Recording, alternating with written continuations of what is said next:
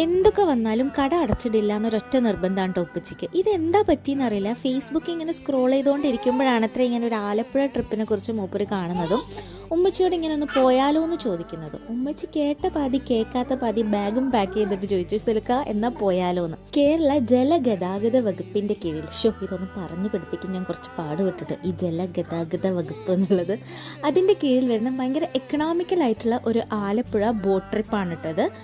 Just ഒരു 500 റുപ്പീസേ per person വരുന്നുള്ളൂ. ആ 500 തന്നെ 400 ടിക്കറ്റ് റേറ്റും 100 റുപ്പീസ് അവിടുത്തെ കുടുംബശ്രീൻ്റെ ചേച്ചിമാരുണ്ടാക്കുന്ന അടിപൊളി ലഞ്ചുമാണ് ആ ഒരു 500 ഇൻക്ലൂഡഡ് ആയിട്ടുള്ളത്.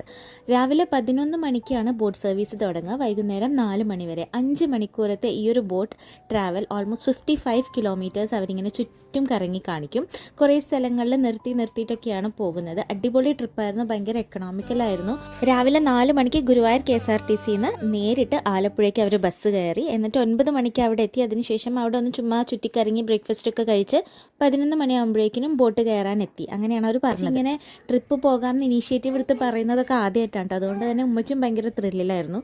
ഇങ്ങനെ ഇവർ രണ്ടുപേരും ഒരുമിച്ച് ഒറ്റയ്ക്ക് പോയിട്ട് കുറച്ചധികം കാലമായി തോന്നുന്നു കേട്ടോ ട്രിപ്പിനൊക്കെ. ഈ വീഡിയോസൊക്കെ അവരെടുത്തിട്ട് എനിക്ക് സെൻഡ് ചെയ്ത് തന്നാണ് കേട്ടോ. ഇങ്ങനെ ഒരു വീഡിയോ നീ ഉണ്ടാക്കിയിട്ടിടണം, നിൻ്റെ യൂട്യൂബിലിട്ടോ, നിനക്കും നല്ല റീച്ച് കിട്ടുന്നു എന്നിട്ട് ഉപ്പിച്ച് എടുത്തിട്ട് തന്നതാണ്. സോ ആർക്കെങ്കിലും ഇങ്ങനെ ഒരു ട്രിപ്പ് പോകാൻ താല്പര്യമുണ്ടെന്നുണ്ടെങ്കിൽ ഞാൻ അതിൻ്റെ നമ്പർ താഴെ കൊടുത്തേക്കാം. വീഡിയോ കുറച്ച് ഷെയ്ക്കും ക്ലാരിറ്റി കുറവൊക്കെ ഉണ്ടായിരുന്നെങ്കിലും ആ ഒരു ട്രിപ്പ് അടിപൊളിയായിരുന്നു കേട്ടോ.